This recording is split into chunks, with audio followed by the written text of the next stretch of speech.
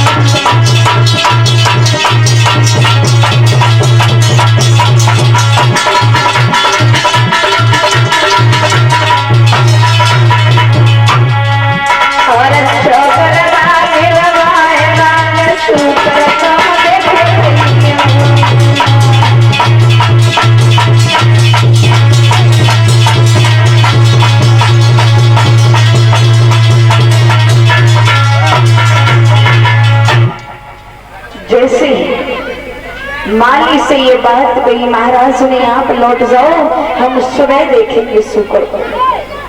तो आज महाराज ने सभी सिपाहियों को बुलाया है। सुबह होते ही रात भर नींद नहीं आई और कहा कि भैया सिपाहियों कहिए महाराज। आज हम सभी को तैयार होकर चलना है। हाँ कहाँ चलना है? बगीचे में। बगीचे? हाँ अच्छा। हमारे बगीचे में हाँ। एक ऐसा सूकर आया है जिसने सारे फूल पत्ते बेल को तोड़ डाला, उसे मारना है जल करके। अच्छा अच्छा ठीक है महाराज। और सुनो बोलो। जिस किसी के पास से उतर के सूकर निकल गया उसे जीवित नहीं छोड़ा दिया, मार दिया जाएगा। अगर हमारे पाव के आगे से निकलेगा तो? हाँ और निकलेगा तुम्हारे आगे से फिर वो देखा जाएगा। एक ही लट्ठे में भट्टा का चल रहा भैया हाँ ये बात ध्यान रहे कि सूकर अगर जिस किसी के पास से होकर के निकल गया उसे जीवित नहीं छोड़ा जाएगा, मार दिया जाएगा। तैयार है? तैयार है? हाँ तैयार। आज राजा हरिश्चंद्र ने ले जा करके सभी सिपाहियों को और बगीचे को चारों तरफ से घेर लिया है। और जब चारों तरफ से घेरा है विश्वामित्र विचार करते रहे कैसे क्या करी। और उसी समय मौका पा करके राजा हरिश्चंद्र से पास होकर के भागा है सूकर। तो राजा हरिश्चंद्र ने अपना घोड़ा पीछे दौड़ा दिया। भागते भागते भागते भागते थोड़ी दूर निकल जाते एक झाड़ी की ओट लेकर के विश्वामित्र संत का रूप बना करके बैठ जाते हैं। और जब बैठ जाते हैं तब तक राजा हरिश्चंद्र पहुंच जाते, कहने लगे मेरा आपको प्रणाम स्वीकार है। कौन हो तुम? आपने इधर शुकर आते हुए देखा? शुकर? हाँ। क्या करोगे शुकर का तुम? हम उसका वध करेंगे। वध? हाँ। लेकिन कौन हो तुम? हम अयोध्या के राजा हरिश्चंद्र। अयोध्या नरेश? हाँ हरिश्चंद्र? जी तुम्हारा ही नाम है? जी। छी छी महाराज, क्यों? राजा होकर के शुक्र का वध करेंगे, शर्म नहीं आती तुम्हें? अरे जिस जीव को लेने का अधिकार इस परमपिता परमेश्वर को है, क्या तुम लोगे? क्यों नहीं, उसने हमारे बगीचे को तोड़ डाला है। लेकिन राजन, हाँ अरे तुम्हारा तो मैंने बहुत नाम सुना है, तुम तो बहुत बड़े दानी हो। बोलो क्या इच्छा है तुम्हारी? मैं तो तुम्हारे ही पास जा रहा था राजन। बोलो। अरे मेरे घर में एक कन्या है, उस कन्या के हाथ पीले करने थे, तो हमने सोचा थोड़ा धन मिल जाता तो उसके हाथ पीले हो जाते। अच्छा हाँ मांगो, क्या चाहते हो? और बोले कि आंगन में बिटिया तुम्हारी है मेरे भोले राजा, विवाह सिखा करवा दे।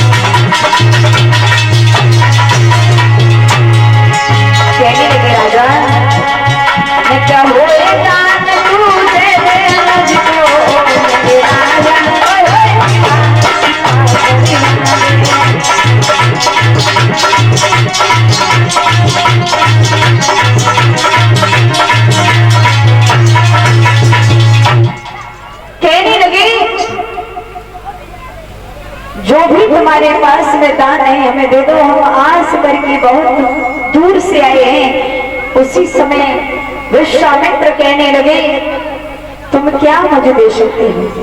अरे जो इंसान प्राणियों की जान ले रहा है वो क्या देगा? कुछ भी नहीं दे पाएगा महाराज। खैर ज्यादा बड़ा तो राजा नहीं हूँ, लेकिन इतना जरूर है, अगर आप जैसे संत दरवाजे पर आते हैं तो वो निराश होकर के नहीं जाते हैं। मैं कैसे मांगू? मुझे विश्वास नहीं है कि तू मुझे दे सकता है। अरे मांग लीजिए, जो इच्छा लेकर गए हो मांग लीजिए। लेकिन महाराज थोड़ी समस्या है कि इसमें अभी मेरे पास कुछ नहीं है। अगर जो भी आपको मांगना है चलिए मेरे साथ महलों में, जो आप आओगे पूछ लेने के लिए। नहीं, आपके महलों में बाद में जाएंगे, पहले आप हमें यहीं पर दीजिए। महाराज अभी तो मेरे पास कुछ नहीं है, केवल पूंजी और लगाम है, इसी का ही संकल्प कर दो। अच्छा चलो ठीक है, ऐसी इच्छा है इसी का आप 3 बार दरवाजा मुझे दे दो और पूंजी का संकल्प कर दो। महाराज देता हूँ देता हूँ देता हूँ। आप मुझे सारा अपना राजपाट दे दो। सारा राजपाट दान में मांगा है। तो राजा हरिश्चंद्र ने कहा कि क्या मांगा? कुछ नहीं मांगा, आप दक्षिणा मांगो। अभी दक्षिणा बाकी है। तो उसी समय राजा हरिश्चंद्र ने कहा, तो विश्वामित्र ने कहा है कि मुझे 60 बार सोना चाहिए। और जब 60 बार सोना मांगा है तो राजा हरिश्चंद्र ने कहा कि चलिए महाराज, राजपाट तो मैंने बियावाल जंगल में दे दिया और 60 बार सोना घर चलते देंगे। चलने लगे ही कि यही भी सोचत आदि को से अवधपुर तीरा।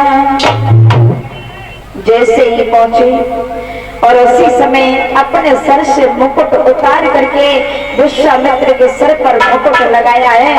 और उसी समय राजा ने खजांची को बुलाया है।